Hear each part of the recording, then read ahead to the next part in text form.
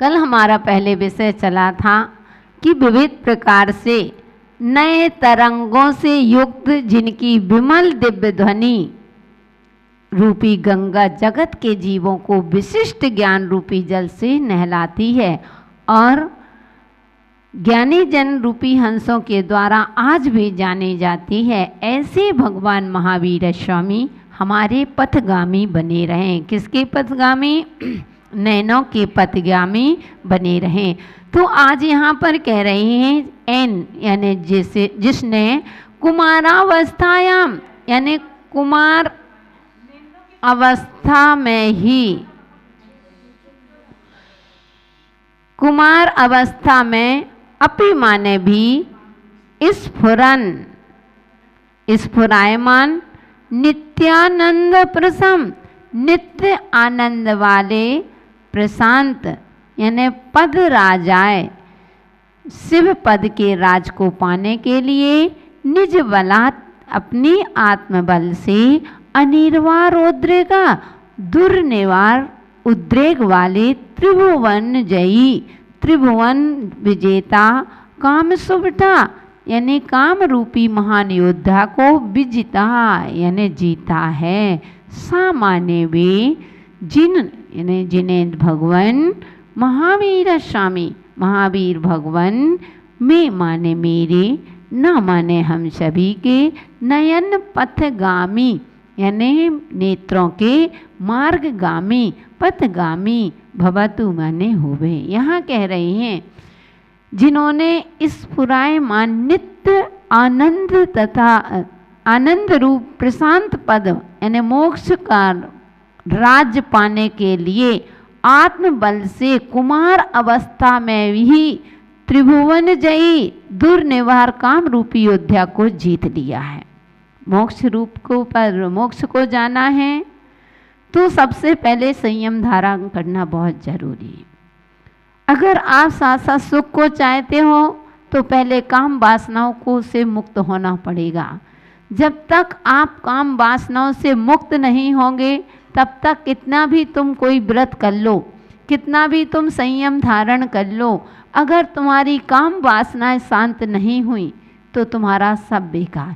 कोई भी मंत्र करते हैं कोई भी जाप करते हैं कोई भी व्रत आदि करते हैं तो सबसे पहले कहा है ब्रह्मचार्य व्रत का पालन करो नियम संयम से रहो। नियम संयम यानी व्रत आदि से मतलब ब्रह्मचार्य व्रत आदि का पालन करो।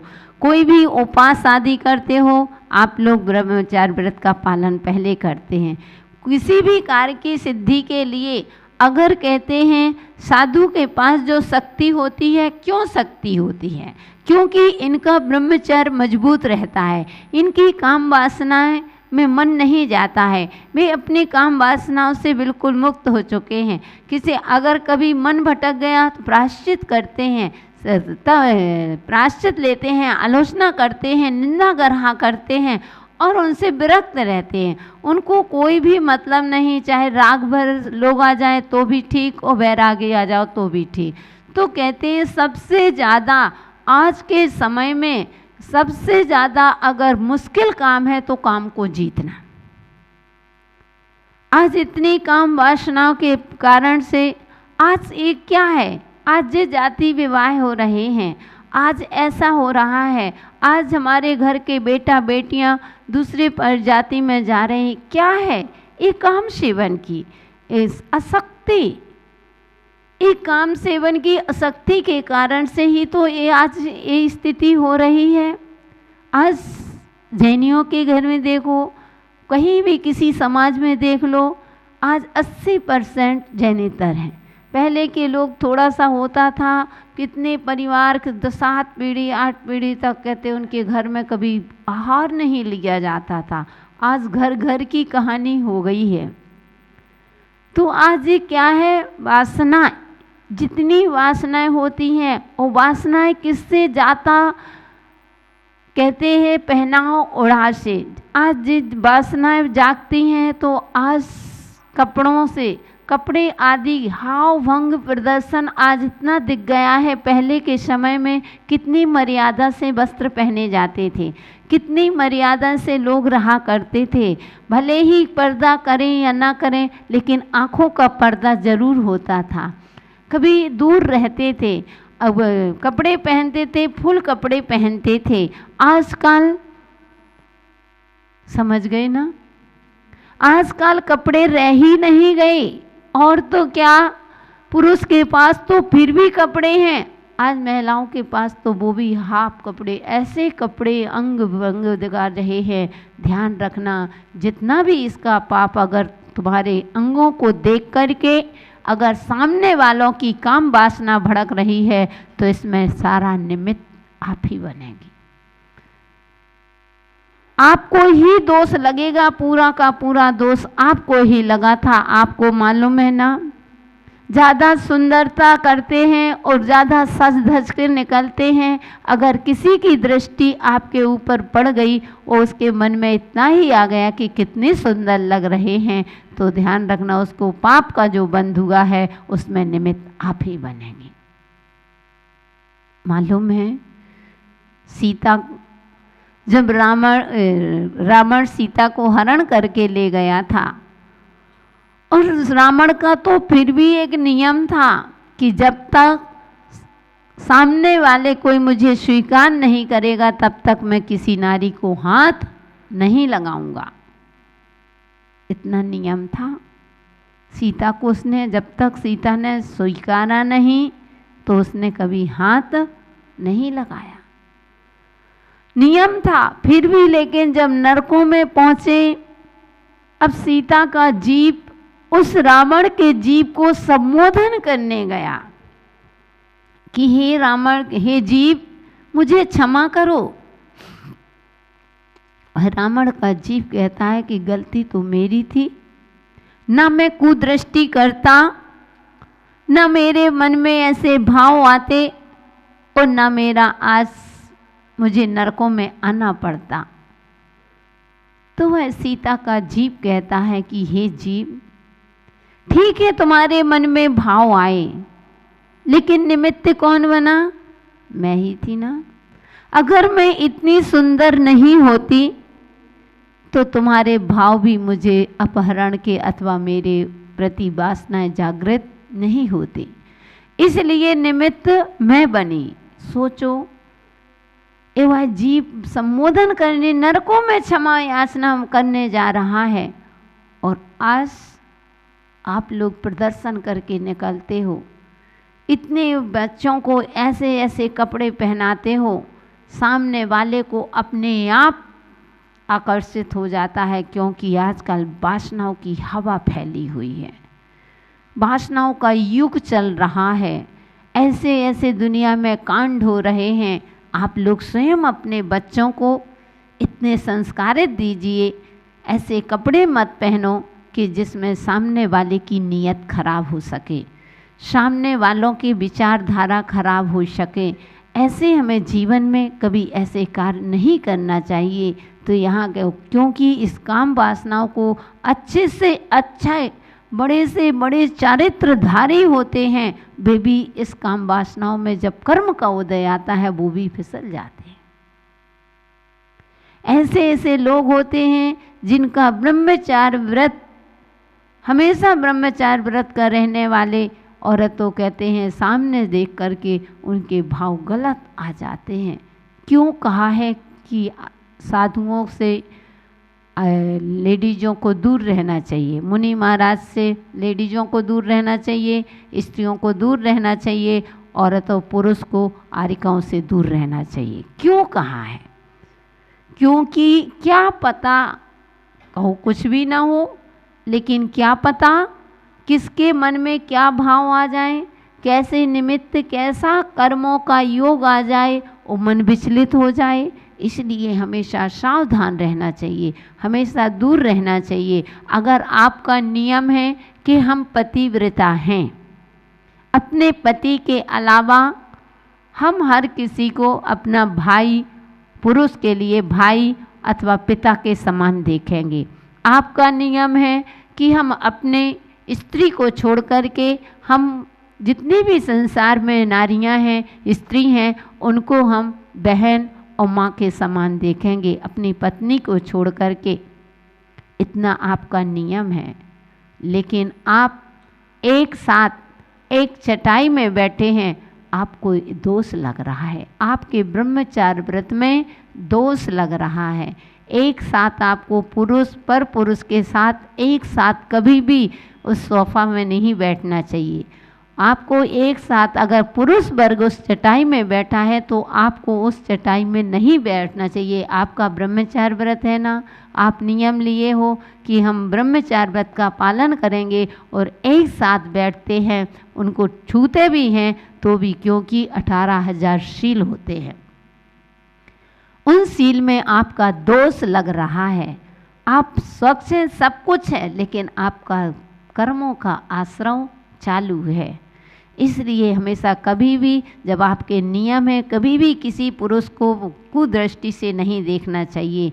बस अपने पुरुष में, अपने पति में, अपनी पत्नी में ही आप संतुष्ट रहिए। ये काम वासना इन नरकों में ले जाने वाली होती है। जब जो कामी भोगी होते हैं बंधु, जब नरकों में जाते हैं, जब वहाँ पर एक ऐसे उनको तड़पाया जाता है उनकी काम वासनाओं के कारण से, क्योंकि वहाँ पर वैकृतिक शरीर होता है, एक पुतली, एक बहुत सुंदर स्त्री अथवा पुरुष को ऐसे बना दिया जाता है, इतना सुंदर, और वो भागता है कि मैं इस स्त्री को पकड़ लूँ, मैं इस स्त्री से आकर्षण हो जाऊँ और इसको स्पर्श कर लूँ। और जैसे ही देखा तो पता चला लोहे की गरम अब उसने लोहे का एक पुतला खड़ा है, ज़बरदस्ती तुमको चिपकाया जाता है, तुम भाग रहे हो वहाँ से कि मैं भागूं, लेकिन कहता है नहीं, चिपको, ज़बरदस्ती उसको पकड़ करके उसको ज़बरदस्ती उस लोहे से, उस पुतले से चिपकाया जाता है। वह तड़प रहा है कि फिर उसको याद आता, हे भगवान, मैंने ऐसा कौन सा पाप किया था, हे प्रभु, मैंने ऐसा कौन सा पाप किया था। फिर उसको जाति स्मरण आता है कि अरे याद आया, मैं मनुष्य पर्याय में था, मैंने हमेशा इन आँखों से दूसरों की स्त्री को कुदृष्टि से देखा था, मैं हमेशा स्त्रियों की प्रशंसा करता था, मैं हमेशा पर पुरुषों की प्रशंसा करती थी। इसलिए आज पता चला उस काम सेवन के कारण से आज मुझे नरकों में यहाँ पर आना पड़ा, आज इतने कष्ट भोगना पड़ा। इसलिए बंधु, आज हमको यहाँ समझ में नहीं आता है, लेकिन जब कर्म का उदय आता है तब पता चलता है कि हमने क्या पाप किए थे। फिर तड़पते रहो, क्योंकि इसलिए हमेशा बच्चों को यही शिक्षा देना चाहिए कि बेटा कभी भी जाते हो अपने आँखों का पर्दा करो। अपने संस्कार, पढ़ा लिखा देना भी सबसे बात नहीं होती, अगर आपने संस्कार नहीं दिए तो क्या मतलब ऐसी पढ़ाई का जो आपके बच्चों का भविष्य ही काला कर दे। ऐसी पढ़ाई किस काम की। पढ़ाई एक बात कम करा लेना, लेकिन कम से कम बच्चों को अच्छे संस्कार देना चाहिए। एक बार एक युवती रास्ते पर जा रही थी, और जैसे ही रास्ते पर गई एक लड़का उसके पीछे लग गया। उसने उस लड़की को पकड़ लिया और उसका पीछा किया।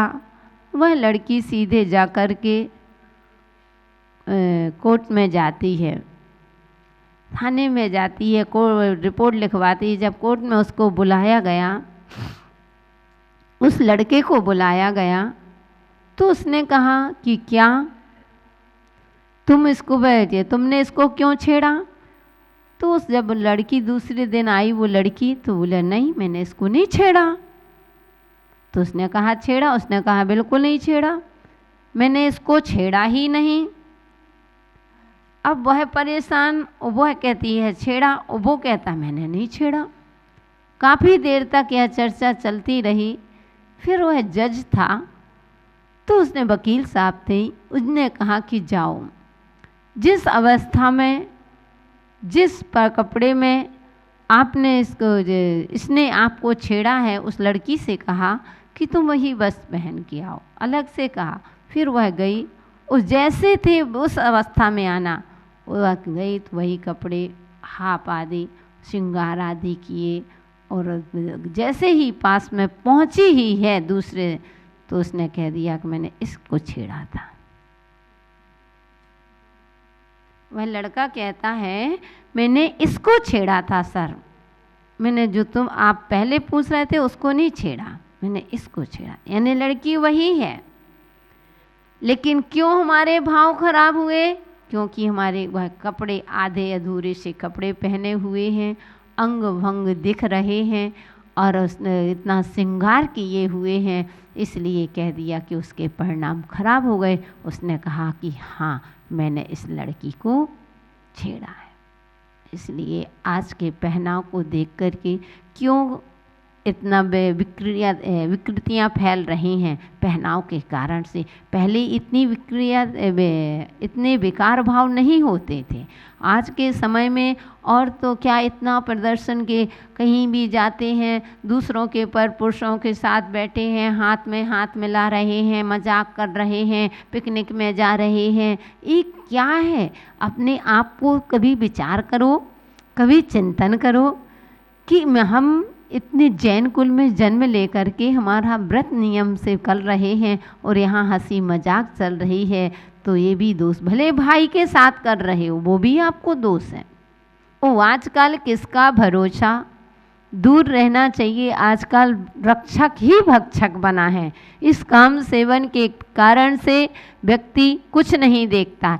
कहते कहावत है हमारे बुंदेलखंड में, नींद न देखे टूटी खाट, भूख न देखे झूठो भात, और काम न देखे जात को जात।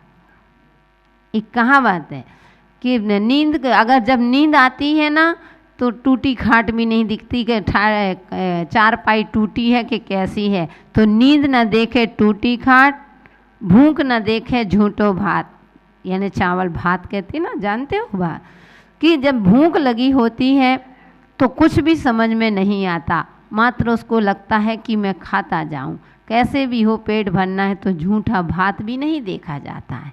और काम सेवन जब आ जाते, ना जात और ना कुजात।